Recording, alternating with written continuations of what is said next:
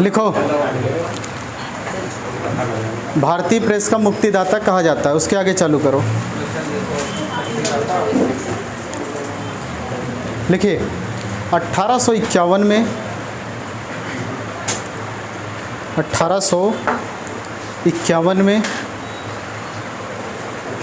दादा भाई नौरोजी, इसका हर क्वेश्चन पेपर के लिए बहुत इम्पोर्टेंट है, इसलिए बहुत ध्यान से समझ के लिखना। 1851 में दादा भाई नौरोजी व फरदून जी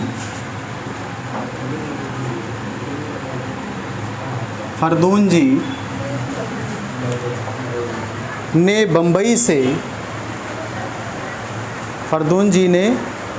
बम्बई से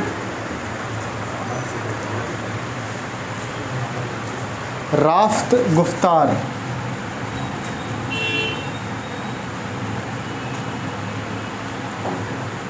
मोस्ट इम्पोर्टेंट राफ्त गुफ्तार नामक समाचार पत्र निकाला। राफ्त गुफ्तार नामक समाचार पत्र निकाला। ये 1851 का है। 1857 में अब क्रांति होगी, है ना, क्योंकि उससे पहले मैंने पढ़ाया था कि बहुत सारे सैनिक विद्रोह हुए थे। तो अब क्रांति के समय में अगर अखबार निकलेंगे तो बहुत ज़्यादा देश विरोधी इसके अंदर स्लोगन्स लिखे जाएंगे। तो 1857 की क्रांति से पहले ही अंग्रेज़ लोग क्या करेंगे, प्रेस पर कंट्रोल करने के लिए एक एक्ट लेकर के आएंगे। नेक्स्ट पॉइंट से लिखिए। 1857 के विद्रोह से 1857 के विद्रोह से उत्पन्न स्थिति से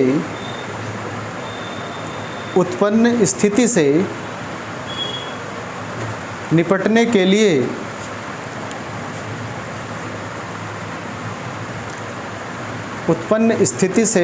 के लिए लॉर्ड कैनिंग ने एक अनुज्ञप्ति अधिनियम पारित किया। एक अनुज्ञप्ति ऐसे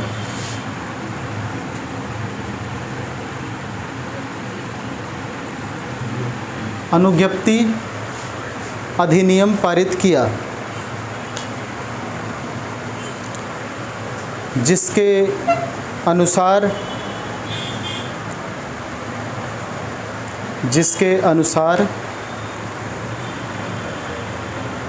मुद्रालय, जहाँ प्रिंटिंग प्रेस को मुद्रालय भी कहा जाता है, मुद्रालय रखने और उसके प्रयोग पर रोक लगा दिया। उसके प्रयोग पर रोक लगा दिया।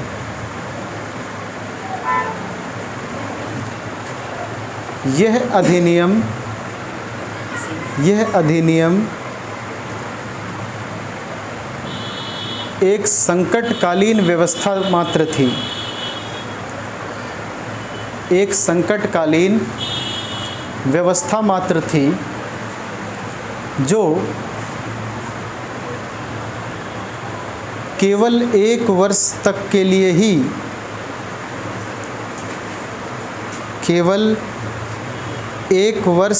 के लिए ही लागू रही। यानी कि 1957 से 58 तक ही ये चली, उसके बाद हटा ली गई। क्यों? 1857 की क्रांति को देखते हुए इसको लागू किया गया था। नेक्स्ट पॉइंट, 1859 में, इम्पोर्टेंट है ये, 1859 में ईश्वर चंद्र विद्यासागर, नाम सुना होगा, ईश्वर चंद्र विद्यासागर ने एक पत्रिका प्रकाशित की थी, नाम बता सकते हो कोई? बड़ी फेमस है, सोम प्रकाश। ईश्वर चंद्र विद्यासागर ने सोम प्रकाश नामक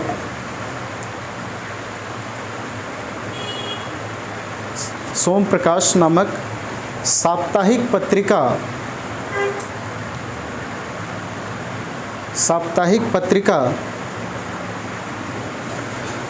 ये सोम प्रकाश ईश्वरचंद्र विद्यासागर ने जो चलाया था, ये आप लोगों ने सुना होगा। महात्मा गांधी ने नील की खेती करने वाले किसानों के लिए आंदोलन किया था बिहार में, तो उसी नील की खेती के ऊपर ही ये पत्रिका लिखी गई थी। कभी कभी ये क्वेश्चन पूछा जाता है कि ईश्वरचंद्र विद्यासागर ने जो मैगज़ीन लिखी थी उसमें किसका वर्णन था, किससे संदर्भित उसके अंदर उन्होंने पत्रिका में लिखा था। तो ये था नील की खेती से संबंधित किसानों के लिए उनके समर्थन में लिखा था ये। ठीक है, तो ये भी ध्यान रखिएगा, तो इसी में लिख लो, पढ़ोगे तो याद रहेगा। कहाँ तक लिखे? साप्ताहिक पत्रिका प्रकाशित कर नील के किसानों का समर्थन किया।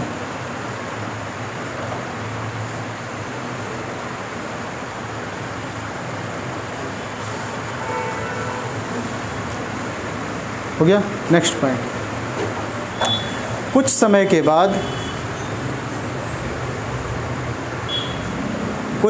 बाद विद्यासागर के हाथों में हिंदू पैट्रियाटिक नामक अंग्रेजी समाचार पत्र का संपादन भी, स्पेलिंग गलत है, ऐसे होगा ना, पैट्रियोट, यही तो है, देशभक्त वाला। ठीक है, पैट्रियोटिक का संपादन भी इनके हाथों में आ गया। मतलब ये पहले इसका संपादन कोई और करता था, बाद में इनके हाथों में आया। क्वेश्चन ये है कि इससे जो शुरुआत में इसका संपादन किया था हिंदू पैट्रियाटिक का, वो कौन था? तो इसी में लिख लीजिए, क्योंकि ये नाम बहुत ज़्यादा इम्पोर्टेंट है। इसके संपादक कृष्णदास पाल थे। नाम नहीं सुना है ना? अब इससे महान क्वेश्चन अब आएगा।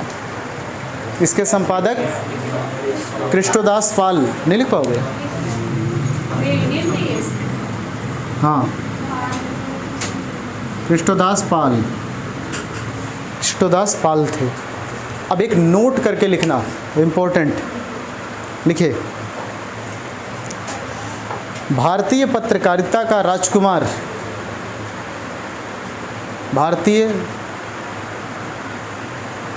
Who is the prince of journalism, भारतीय पत्रकारिता का राजकुमार कौन है? कृष्णदास पाल को कहा जाता है। इसलिए बता ना, बहुत महत्वपूर्ण व्यक्ति है, नाम नहीं सुने तो अब क्या करें। भारतीय पत्रकारिता का राजकुमार कृष्णदास पाल को माना जाता है या कहा जाता है।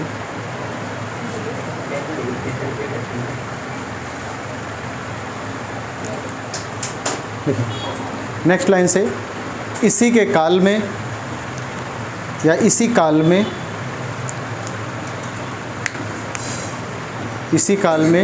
स्टेट्समैन, इंग्लिश में लिखना सभी है, Statesman comma Times of India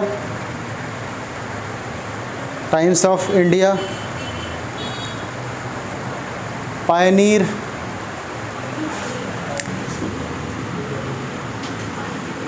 pioneer. Next Englishman, Englishman, Englishman जैसे समाचार पत्र अंग्रेजी भाषा में निकाले गए। ये दो तो जो आपका टाइम्स ऑफ इंडिया है और स्टेट्समैन, ये दोनों तो, टाइम्स ऑफ इंडिया तो देखा ही है आप लोगों ने, अभी भी चलता है ना। ये 1860 के आसपास का ही है, आज भी ये चल रहा है। नेक्स्ट, एक क्वेश्चन पूछा था पीसीएस में कि इलाहाबाद से अंग्रेजी भाषा में प्रकाशित होने वाला पहला समाचार पत्र कौन सा था। यूपी के क्वेश्चंस में ये आ सकता है, क्योंकि ज़्यादातर जो अंग्रेजी के समाचार पत्र छपे हैं वो बंगाल से छपते थे, लेकिन यूपी से जो पहला समाचार पत्र इंग्लिश में छपा है वो लिख लो, लिखवा देता हूँ। देखिए, इलाहाबाद से निकलने वाला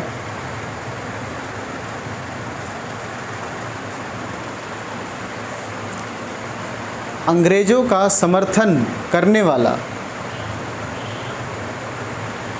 अंग्रेजों का समर्थन करने वाला अंग्रेजी भाषी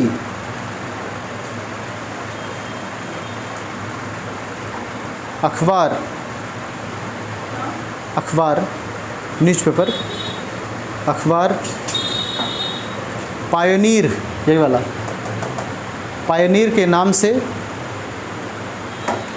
संपादित किया जाता था। पायोनीर के नाम से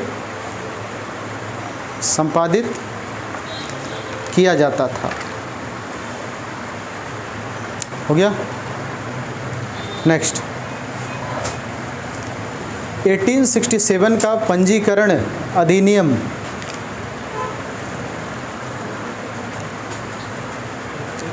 एटीन 67 का पंजीकरण अधिनियम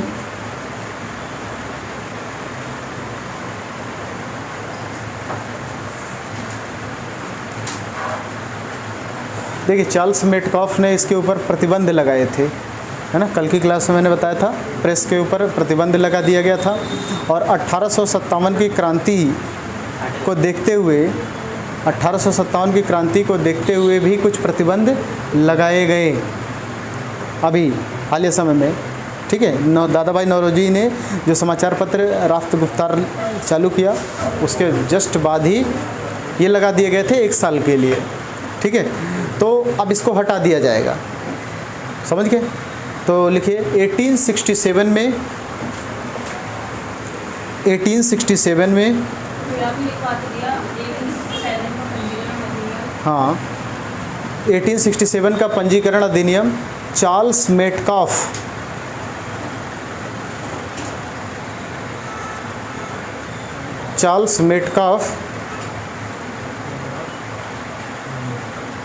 के अधिनियम को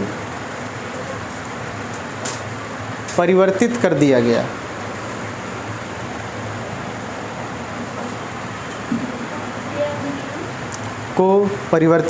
गया। और इसका मुख्य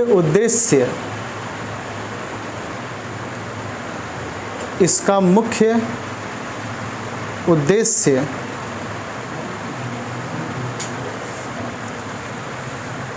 समाचार पत्रों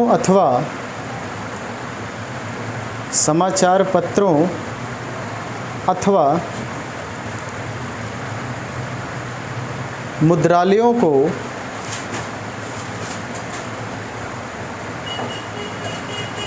नियमित करना था,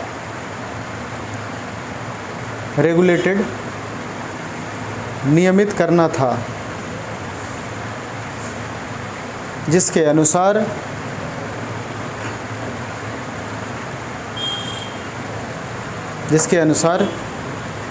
समाचार पत्र पर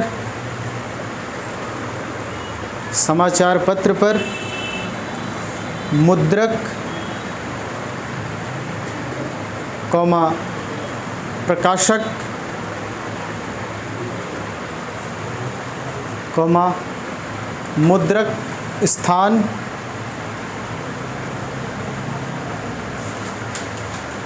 का नाम, मुद्रक स्थान का नाम अंकित होना आवश्यक था। अंकित होना आवश्यक था। हो गया? तो यानी कि रेगुलेशन कर दिए, जो न्यूज़पेपर निकाल रहे हो उसके अंदर प्रकाशक का नाम होना चाहिए, जगह जहाँ से प्रकाशित हो रहा है वो जगह डिसाइडेड होना चाहिए, और प्रेस ऑथोराइज्ड होना चाहिए।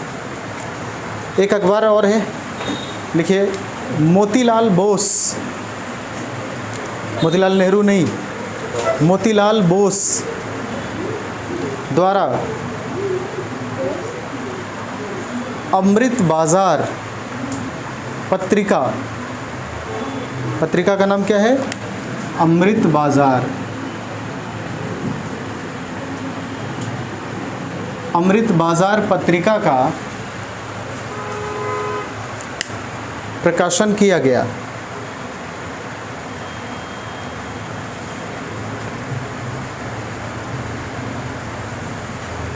देखिए, जब बहुत सारे लोग किसी का प्रकाशन करते हैं किसी पत्रिका का, तो वहाँ नाम नहीं आता, फिर उस क्षेत्र का नाम आ जाता है। तो एक पत्रिका बड़ी फेमस है, काफ़ी बार पूछी भी जाती है। लिखिए 1878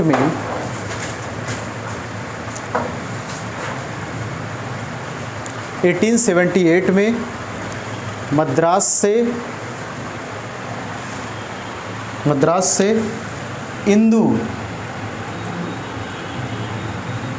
इंदू नामक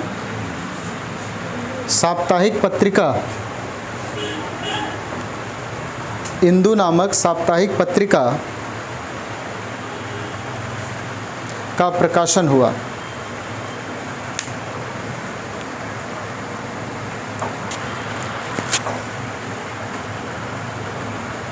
नेक्स्ट, केशव चंद्र सेन, नाम सुना होगा? केशव चंद्र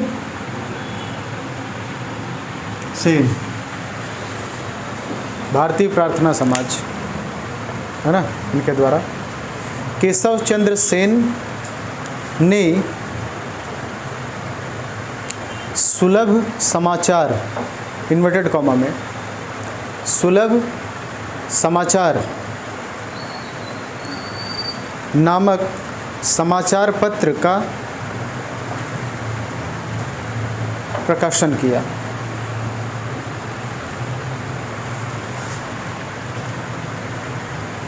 पत्र का नाम ध्यान रखिएगा, सुलभ समाचार। हो गया? अब यहाँ से देखिए, समाचार पत्रों से जो सबसे महत्वपूर्ण एक्ट माना जाता है और पेपर में आता है, आप लोगों ने सुना होगा वर्नाकुलर प्रेस एक्ट, थोड़ा थोड़ा पढ़ा है ना? तो सबसे ज़्यादा महत्वपूर्ण प्रश्न यहाँ से पूछता है, वर्नाकुलर प्रेस एक्ट कौन लाया, उद्देश्य क्या था इसका, और बाद में ये हटाया भी जाएगा। ठीक है? तो लिखिए, लॉर्ड लिटन ने ठीक है, अब याद तो रहेगा नहीं, भूल भाल जाओगे, बहुत सारे लॉर्ड हैं, समाचार पत्र लेट के पढ़ते हैं, तो लेट से याद रखना लिटन। ठीक है, याद रहेगा, थोड़ा थोड़ा लॉजिक दिमाग में रखना है ना? कुर्सी पे भी रहते हैं तो भी टेढ़े होकर के थोड़ा पढ़ते हैं, क्योंकि ये क्वेश्चन ज़्यादा महत्वपूर्ण है। तो लॉर्ड लिटन ने 1878 में देसी समाचार पत्र अधिनियम, देसी समाचार पत्र अधिनियम, देसी का मतलब है कि देसी भाषाओं का,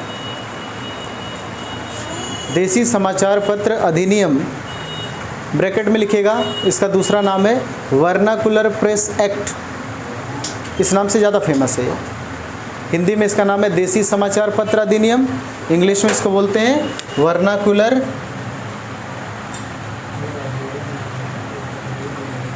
press act, vernacular press act. Bracket में लिखना, ब्रैकेट क्लोज करो। द्वारा भारतीय भाषी समाचार पत्रों को, द्वारा भारतीय भाषी समाचार पत्रों को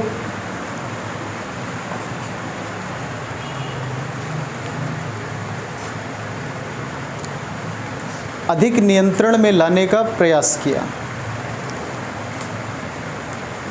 अधिक नियंत्रण में लाने का प्रयास किया। हो गया। अब देखिए ये जो एक्ट आया वर्नाकुलर प्रेस एक्ट, इसके अंदर क्या क्या बातें थी, पॉइंट वाइज लिख लो, 4-5 बातें हैं, क्योंकि आगे ये हटेंगे, लेकिन हटाने के बाद भी फिर से आएगा एक्ट, उसके अंदर फिर से वर्नाकुलर प्रेस एक्ट की बातों को लाया जाएगा। तो इसलिए इन बातों का थोड़ा सा लिख लो तो याद रहेगी, समझ में आ जाएगा। पहला पॉइंट लिखो जरा, इसे एक्ट का पहला पॉइंट क्या शामिल था इसमें। देखिए, किसी भी समाचार पत्र के, किसी भी समाचार पत्र के प्रकाशन से पूर्व, किसी भी समाचार पत्र के प्रकाशन से पूर्व जिलेदार, जिलेदार, अब जिलेदार कौन होता है, डीएम, डीएम, जिलाधीश, जिलेदार, समझ जाओ, कलेक्टर, मजिस्ट्रेट, तो जिलेदार ब्रैकेट में लिख लीजिएगा डीएम, ठीक है। डीएम से एक बंधन पत्र पर, बंधन पत्र पर, अंग्रेजी में बॉन्ड पेपर, हिंदी बोलने के बाद तो संकट में आ जाते हैं ना, एक बंधन पत्र पर साइन करना यानी हस्ताक्षर करना आवश्यक था।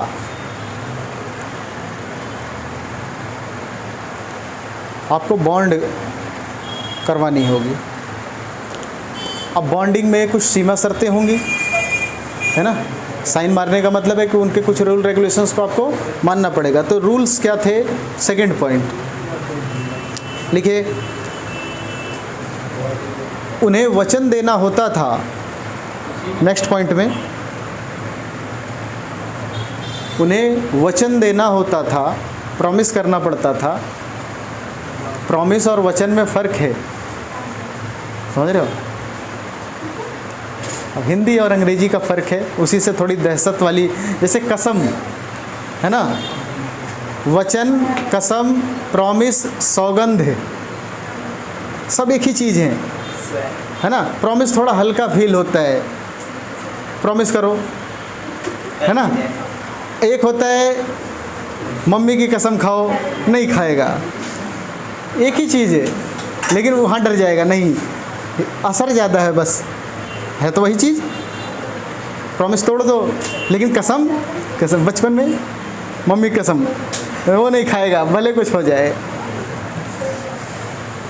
तो यहाँ पर वचन देना होता था। वचन हमेशा जो होता है अपनी आत्मा से दिया जाता है कि मैं अंदर से विश्वास के साथ इस बात को कहता हूँ। विश्वास तो टूट भी सकता है, तो टूटेगा तो उसका तुमको पनिशमेंट भी देगा आगे। लिखिए, उन्हें वचन देना होता था कि, वचन देना होता था कि ऐसी सामग्री, ऐसी सामग्री प्रकाशित नहीं की जाएगी, ऐसी सामग्री प्रकाशित नहीं की जाएगी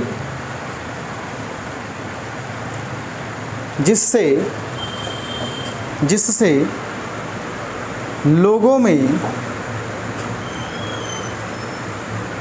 जिससे लोगों में सरकार विरोधी भावना भड़के।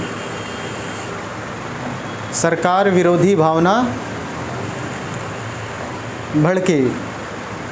अब पता चला 2-4 लाइन में लिख दे, दरिया तेरी खैर नहीं, बूंदों ने बगावत कर दी है, तो वो लोगों के अंदर शांत भावना जगेगी, बैठे बैठे तलवार उठा लेगा, धार लगाएगा वहीं। तो इस तरह की नहीं करना है। या कानून स्थिति को बिगाड़े, या कानून स्थिति को बिगाड़े। नेक्स्ट, अगर मान लो गलती से छाप दिया, लिख दिया, तो सज़ा क्या है? सज़ा दो। एक जमानत राशि होती है, जमानत राशि। जमानत राशि जब्त की जाएगी और आपके प्रेस को जब्त कर लिया जाएगा। जब्त करने का मतलब, अब उसके अंदर जैसे आज के टाइम पे होता है कि मान लीजिए कोई वो चीज़ सरकार उसको क्या करती थी, सील कर देती है, तो आप उसमें अब कोई भी गतिविधि नहीं कर सकते। तो पहले के टाइम पे भी ऐसा ही था। तो लिखिए इसमें, डीएम किसी भी समाचार पत्र से या समाचार पत्र प्रकाशक से, डीएम किसी भी समाचार पत्र प्रकाशक से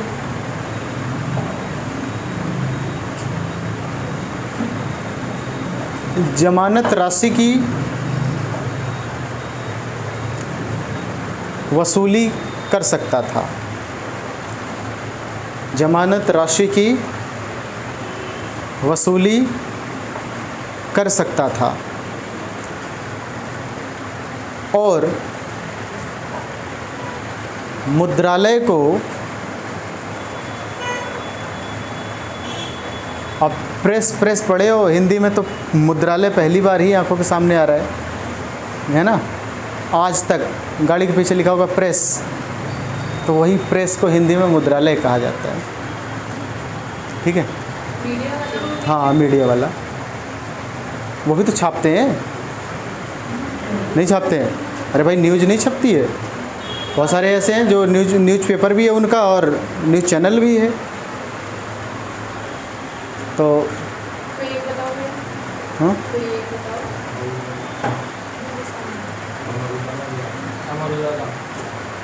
लोकल में भी देखो बहुत सारे जो क्रॉनिकल है, क्रॉनिकल मैगज़ीन भी आती है, क्रॉनिकल न्यूज़पेपर भी है, क्रॉनिकल न्यूज़ भी है। अरे भाई नाम बदल दिया गया होगा, ये भी तो होता है, नाम बदल करके भी, लेकिन है तो वही संपादन। लिखिए कहाँ तक पहुँचे? जब्त कर सकता था। लिखिए, मुद्रालय को जब्त कर सकता था। हो गया?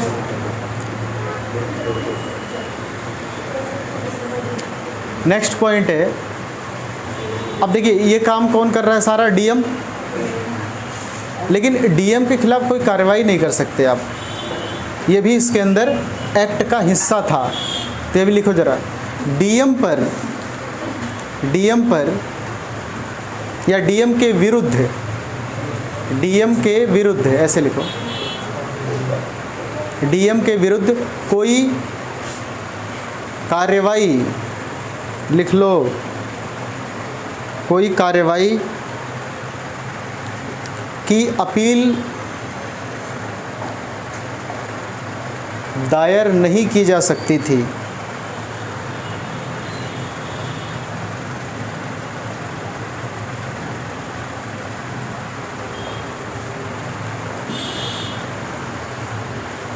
नेक्स्ट पॉइंट, कार्रवाई से बचने के लिए, अगला पॉइंट, कार्रवाई से बचने के लिए देसी समाचार पत्रों को, देसी समाचार पत्रों को अपने पत्र का प्रूफ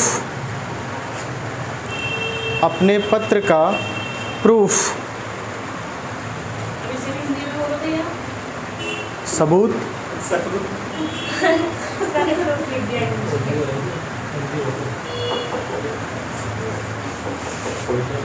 और शुद्ध हिंदी में बोलें साक्ष्य। हाँ, ये अच्छा है। सबूत या साक्ष्य। अग्रिम रूप से अब हिंदी बोल रहे हैं तो हिंदी में अब अग्रिम मतलब शुरुआत में ही। हाँ हाँ, शुरुआत में ही। वैसे अग्रिम लिखो तो ज़्यादा प्रभाव डालेगा। अग्रिम रूप से डीएम के सामने प्रस्तुत करना आवश्यक था। प्रस्तुत करना आवश्यक था।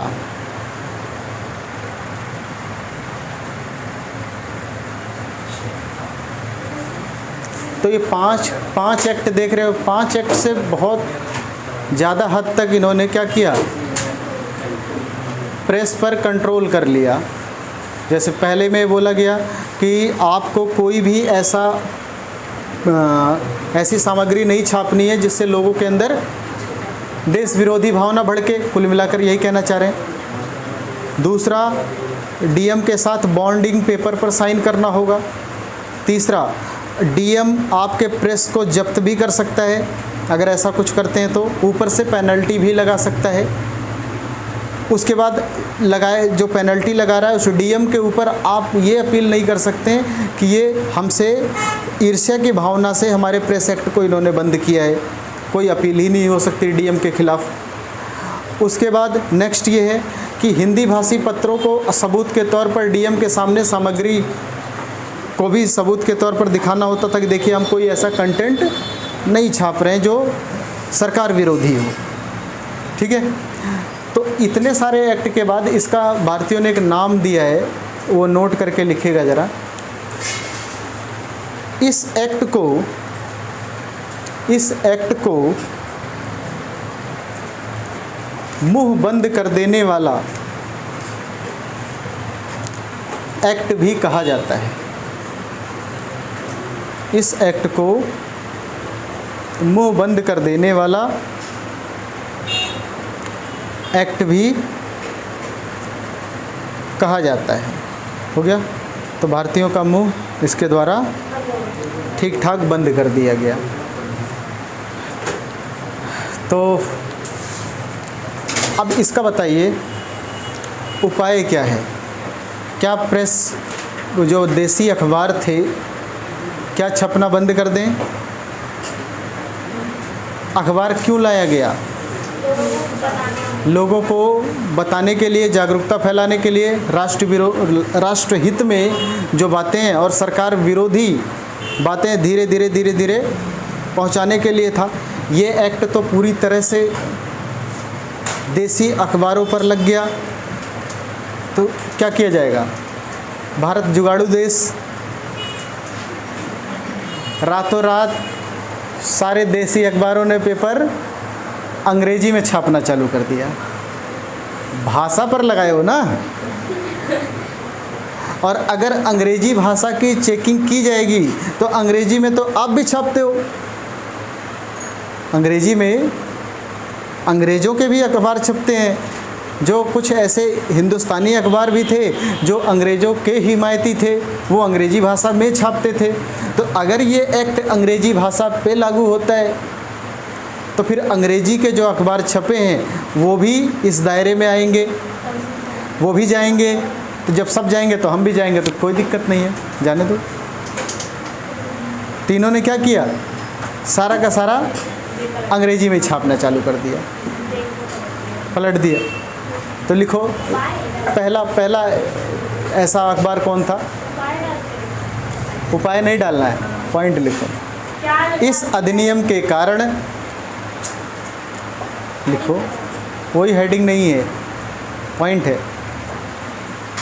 इस अधिनियम के कारण रातों रात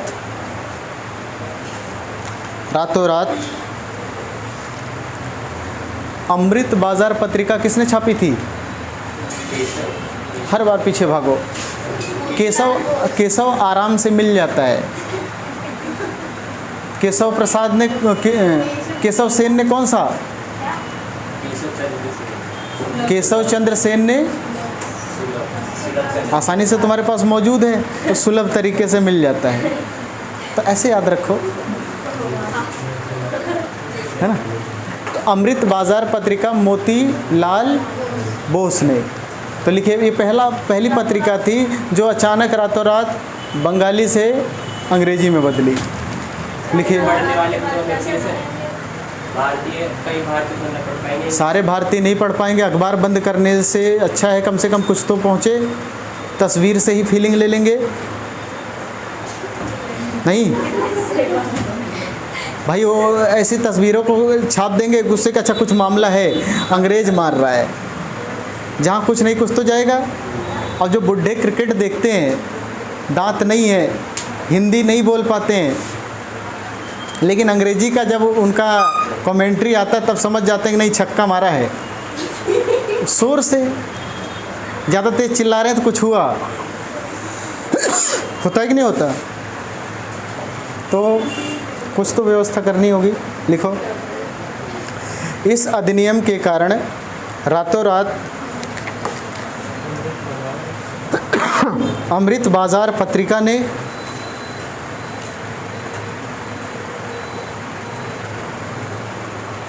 अपना संपादन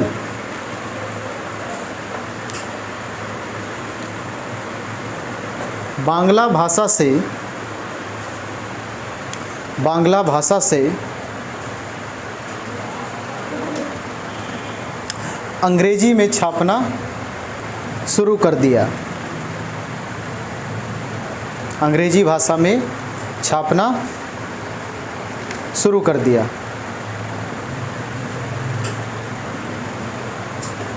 नेक्स्ट, इस एक्ट के तहत, नेक्स्ट पॉइंट है, इस एक्ट के तहत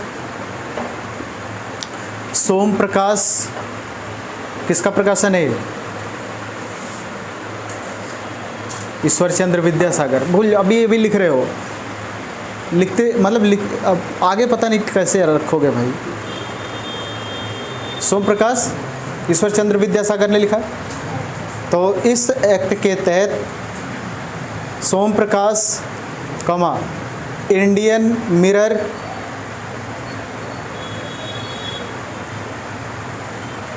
कमा ढाका प्रकाश सहचर, हाँ एक ही है, ढाका बांग्लादेश वाला, ढाका प्रकाश सहचर आदि समाचार पत्रों के विरुद्ध, सहचर कोई मात्रा नहीं, के विरुद्ध मामले दर्ज किए गए, मामले दर्ज किए गए।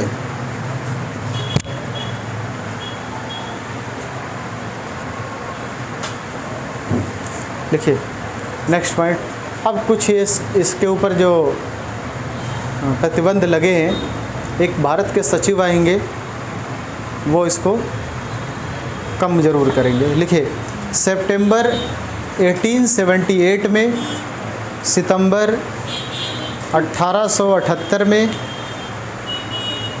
1878 में नए भारत सचिव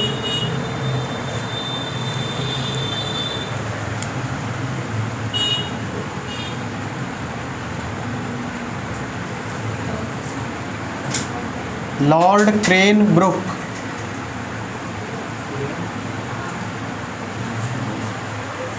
क्रेनब्रुक के विरोध के कारण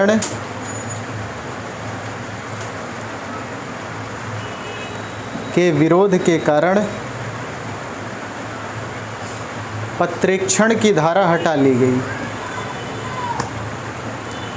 पत्रेक्षण अंग्रेजी में लिख लो सेंसरशिप।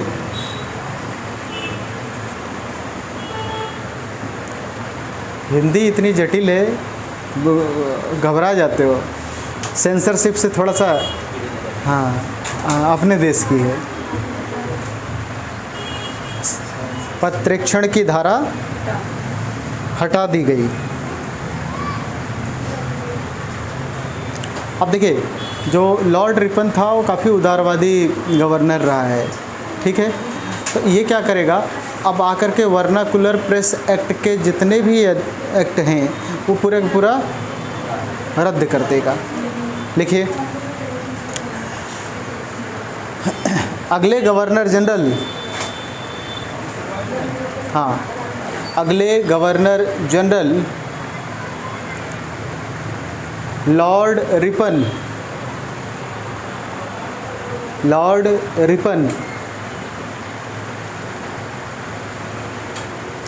रिपन की कोई एक बहुत बड़ी उपलब्धि बताओ। इसके अलावा वर्नाकुलर प्रेस एक्ट को तो रद्द करेंगे ही, इससे ज़्यादा इनका एक और विशेष काम में नाम जाता है।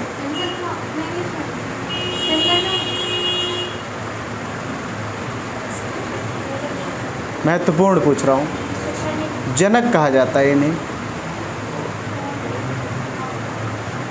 भारतीय स्वशासन का जनक, मैंने बताया था ना, लॉर्ड रिपन। तो स्वशासन का मतलब आपका शासन, खुद का शासन हो, खुद का शासन होगा तो क्या करेंगे, रिबन काटेंगे। तो रिपन से रिबन, है ना, रिबन काटते ही अपना शासन है। चलो लिखो, लेकिन तुम ये सब क्यों याद रखोगे? कहाँ तक लिखे? लॉर्ड रिपन ने वर्नाकुलर प्रेस एक्ट को पूरी तरह से समाप्त कर दिया। वर्नाकुलर प्रेस एक्ट को पूरी तरह से समाप्त कर दिया।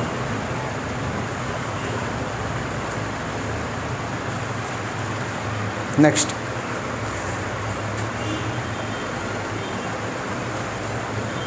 एक दोहा बोलता हूँ, है ना, पहचान करके उस कवि का नाम बताना। बहुत फेमस कवि है। तुम्हें गैरों से कब फुर्सत, हम अपने गम से कहाँ खाली, चलो बस हो चुका मिलना, न तुम खाली न हम खाली।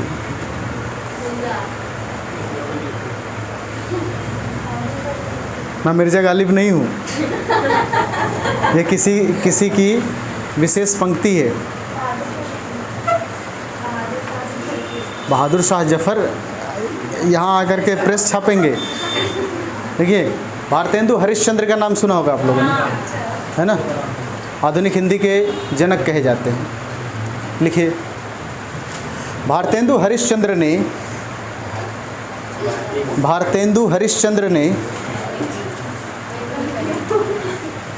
ये बहुत पूछी जाती है, बहुत इम्पोर्टेंट है, पढ़ा भी होगा आप लोगों ने। कवि वचन सुधा, किसी ने सुना है इस पत्रिका का नाम? नहीं सुने कोई भी? मत सुना करो। कवि वचन सुधा नामक पत्रिका का संपादन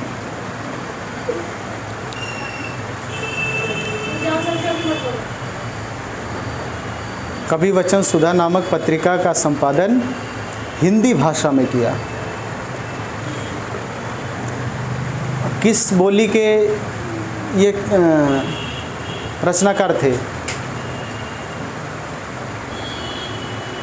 भारतेंदु हरिश्चंद्र हिंदी की किस बोली के रचनाकार थे?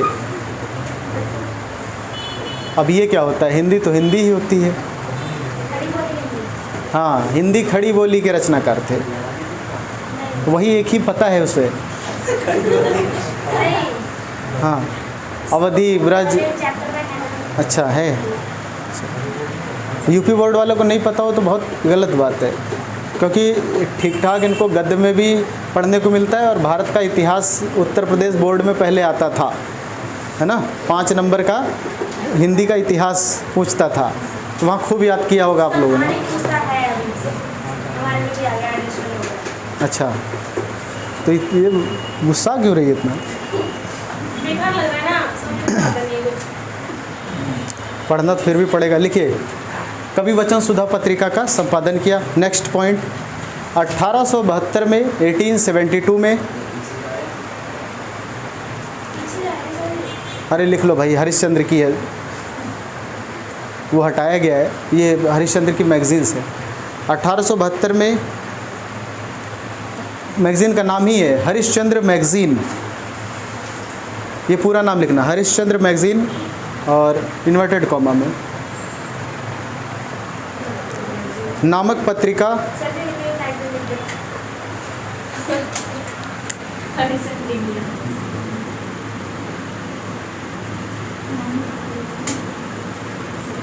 मैगज़ीन, मैगजीन नहीं, मैगज़ीन, MAGZINE, मैगज़ीन, तो मैगज़ीन, हरिश्चंद्र मैगज़ीन नामक पत्रिका का संपादन किया। हिंदी का सबसे महत्वपूर्ण एक पत्रिका का नाम लेने जा रहा हूँ, सुना सबने होगा, उसके संपादक का नाम बताना है आपको। बोलें? हिंदी प्रदीप, बड़ी फेमस पत्रिका है हिंदी प्रदीप। ये किसकी पत्रिका है? सुने हो कि नहीं? कोई सुना है? नहीं सुने, नहीं सुने तो रहने दो, फिर लिख लो। बालकृष्ण भट्ट, बालकृष्ण भट्ट, पेपर ज़्यादा दिन नहीं है। बालकृष्ण भट्ट की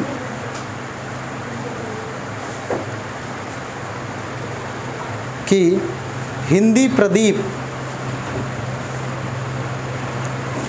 हिंदी प्रदीप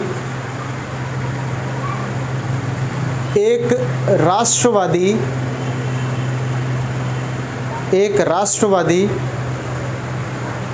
पत्रिका थी। ये ध्यान रखिएगा, ये राष्ट्रवादी है, इसलिए बहुत महत्वपूर्ण है, नेशनल मैगजीन है। नेक्स्ट, अब इसके अंदर कुछ सैंक्शंस लाए जाएंगे, फिर से कंट्रोल किया जाएगा। कुछ भी छप रहा है जो, क्योंकि जो लॉर्ड रिपन थे वो पूरी तरह से जो आपका ये एक्ट था, इस एक्ट को पूरी तरह से हटा दिया गया था वर्नाकुलर के, तो अब फिर से कंट्रोल किया जाएगा प्रेस को। तो कुछ सेक्शंस लेकर के आए जाएंगे पत्रकारिता में। तो लिखिए नेक्स्ट पॉइंट में, 1898 में, हाथ जोड़ के सुन लो बस, 1898 में दंड संहिता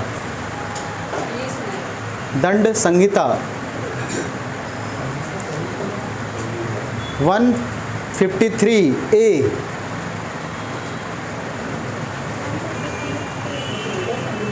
पीनल कोड जिसको कहते हैं, भारतीय दंड संहिता सुना होगा, इंडियन पीनल कोड है ना, दंड संहिता 153A तथा 153A तथा 505 तथा 505 जोड़ी गई, ताकि जो पुस्तक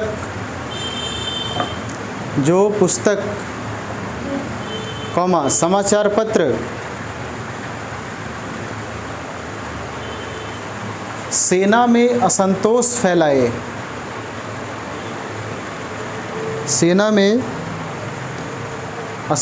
फैलाए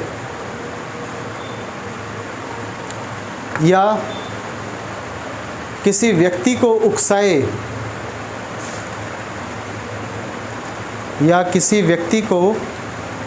उकसाए उसे दंडित किया जा सके,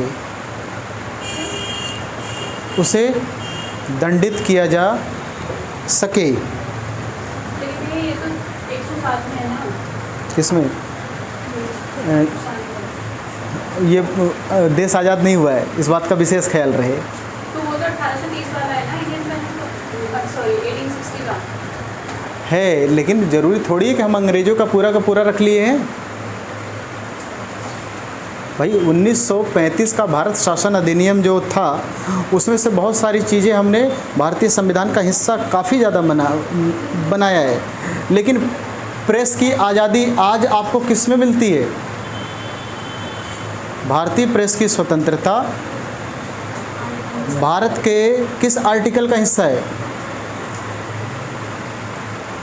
देखो ऐसी खामोशी छाई है जैसे देश में कोई नहीं रहा।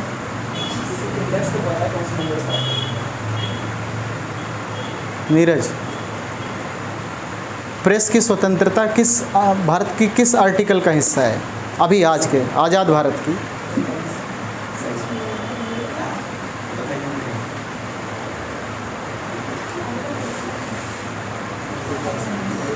हाँ तुम बताओ।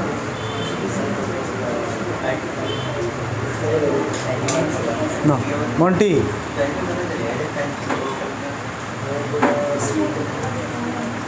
चेहरों के पीछे चेहरे छिप गए। बोलने की आज़ादी कहाँ है? 19 में है। तो भाई प्रेस का मतलब क्या है? वो भी तो बोला ही जाता है, न्यूज़ चैनल पे बोला ही जाता है। लेकिन बोलने की आज़ादी अलग तरह की भी आज़ादी है। व्यक्ति का बोलना और मीडिया का बोलना दो बातें होती हैं, समझ रहे हो? फिल्म सेंसर बोर्ड में भी यही लागू होता है। जो फिल्में बनती हैं उसमें भी जो बोलने की आज़ादी दी जाती है, किसी नेता के ऊपर बोल दिया जाता है ना, मिमिक्री बना दिया जाता है, ये राइट टू स्पीच का ही अधिकार है। तो आर्टिकल 19 का सेक्शन 2 प्रेस से संबंधित आज़ादी देता है। घूमने की आज़ादी भी 19 का हिस्सा है। विदेश जाने की आज़ादी किस आर्टिकल का हिस्सा है?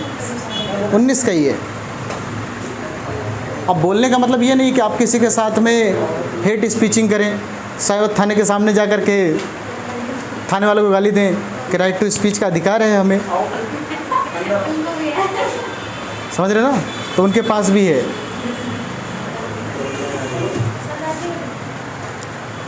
मैथ कर लें? चलो मैथ कर लें।